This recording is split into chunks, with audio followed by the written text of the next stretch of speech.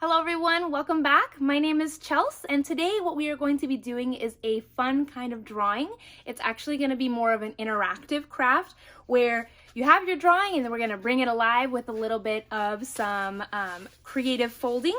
So if you look, we have a character, cartoon, an animal that we are going to draw, and then when we have folded it properly and have done our drawing on the outside, and we open it up, on the inside it's going to show what they're eating or tell a little bit more of a story on the inside. So we're going to start a little simple with a rabbit.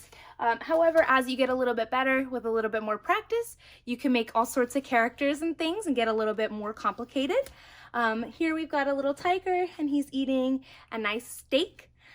So super easy. You only need a white sheet of paper and something to color with. I like to use markers just because it's a little easier to get those really bright colors to pop on the page. And it's a lot more fun for me to color in. However, you can use whatever you've got at home. And we are going to be making this really cool craft that you can make a bunch of them. So go ahead and grab your materials and let's get started. So first you're going to grab your piece of paper and you are going to fold the bottom flap up and over and crease with your thumb just like this.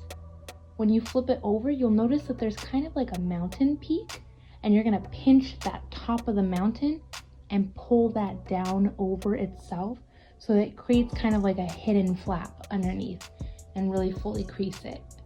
So when you do that, it's gonna open up like this, kind of like a Z. When you're done with that, what you're gonna do is you're gonna start your drawing process. So when we make our drawing, we need to be mindful of where our center fold is, that middle line, because that's where our items that we're putting inside the mouth of our character are gonna go. And then if we overdo the line, or if we draw anything that will pop out from under that line, it's not really going to hide to the same effect. So this is the line that we want to make sure we're careful of. When we open it up, we're actually going to draw from the top down and connect our lines, because if we were to do it where it bows out to the sides, it's not going to have that straight line, and it's actually going to ruin that kind of illusion of the hidden items in the mouth. Then next, what I do is I start my eyeballs. I like to leave a little white in the middle just because I think it makes it a little cuter. And then we're going to get started with the outside features of our rabbit. So I draw the top of my line just so I know where that crease is. And then when I start drawing underneath, it helps me with knowing exactly where that closed mouth is going to fall.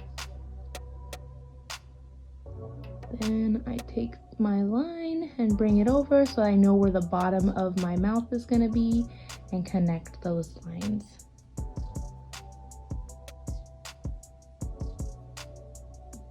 I want to draw some teeth as well as a carrot, just because I feel like those are the best indicators of it being a bunny rabbit. That's what they're known for. So I'm gonna draw my carrot so it looks like it's gonna stick out of his mouth when it's closed, and when it's open, he's just gonna have a lot of them in there. He's a hungry bunny. So I like to do my outlines in black, and then I will color it in later just to give it that really cartoon look.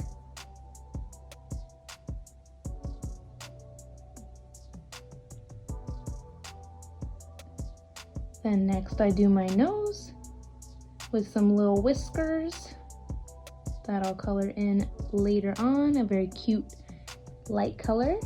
And then I do the insides of my ears.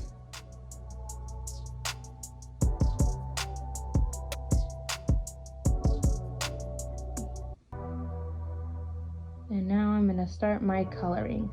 So I didn't want to do all my carrots the same colors, so I took some darker oranges and I add that first to get really, really bright colors. And then I have a lighter color just to add a little bit of difference to my artwork, so it makes it look a little different and fun.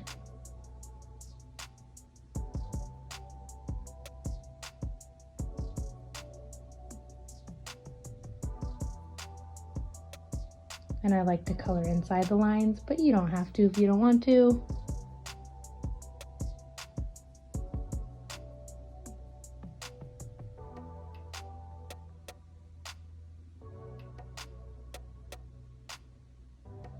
And then next, I'm gonna color the tops of my carrots, those leafy greens. I chose this green just because I feel like it's a really bright, vibrant color, and it kind of goes with that more summery, bright colored look of my paper.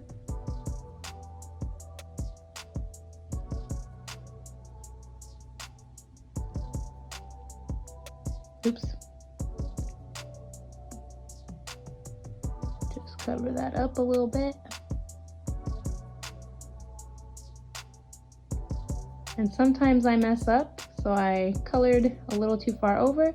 I like to find ways to fix my mistakes as a part of my artwork rather than just giving up. So here I am adding some lines over the top, and it actually makes my carrots look a little bit more three-dimensional, so that kind of worked out, me having myself mess up.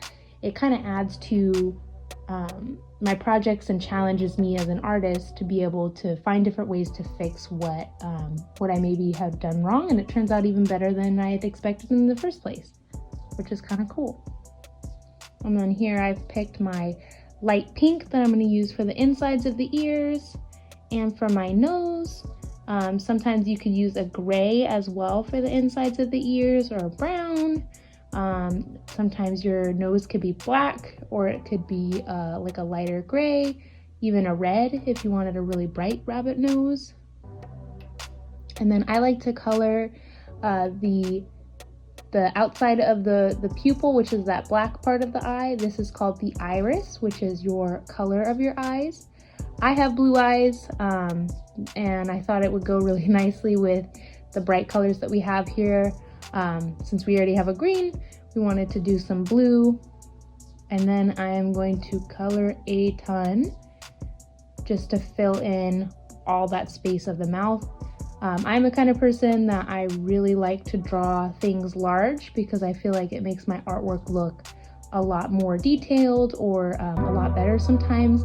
If you feel like your artwork is not, it doesn't look right, or something's off about it, oftentimes is because it's too small and you're having too much white space in your artwork. And when you fill it in, make your drawings bigger, or you add a lot more color and detail, it makes your artwork a lot more interesting as well. So I try to challenge our young artists to make sure to draw things a lot bigger, fill in that white space, because your brain is going to be a lot more attracted to artwork that's a lot larger, and you're really utilizing all the space of your page. It causes you to come up with new ideas of what you could use to fill in that space as well.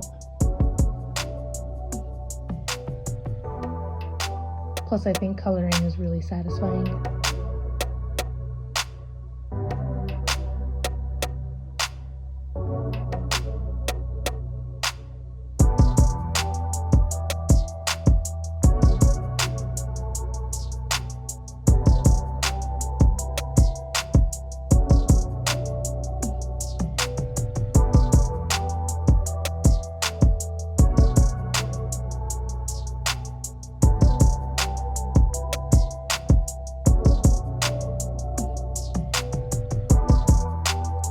And then coming back to what we were talking about, filling in our space, I'm just checking how everything looks when I close it. I like that it looks like my rabbit has something in his mouth, and now I think about what I want to use to fill in that space around, and I think that it kind of gives me a little bit of a Easter bunny vibe, so I wanted to draw some little Easter eggs around it. So I'm putting my outline of the eggs. Another fun background choice would be maybe drawing a field of flowers, or some legs or some tail on the side, so it looks like he's kind of sitting down. But feel free to think of something super creative and cute to add to your background. Especially if you didn't draw your rabbit quite as large as I did, that gives you a lot more choices to put in the background of your drawing. Maybe is he getting chased by a farmer, that he stole all their carrots, or something silly. Try to tell a story with your artwork as well. Makes it a little bit more fun to come up with stuff. So with my Easter eggs, we like to do, in my family, we like to do a bunch of little designs and make it look super cute and festive. I always enjoy doing little decorating of any kind, so I put some zigzags and polka dots with some more pastel colors, that pink, and then I am going to add some yellow just to get a little bit more bright colors. And I have my stars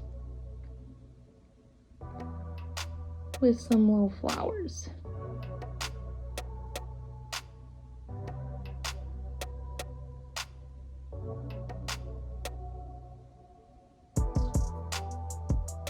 And then no Easter egg is complete without using a pastel purple.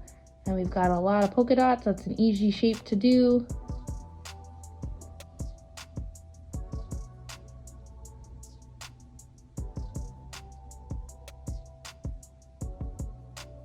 And I want to add some detail work, so I put some hair in his ears and then on the top of his head, just to make him look a little bit more fluffy and more bunny-like. And then I think he could use some eyelashes as well, just to add a little bit more character and personality to our rabbit.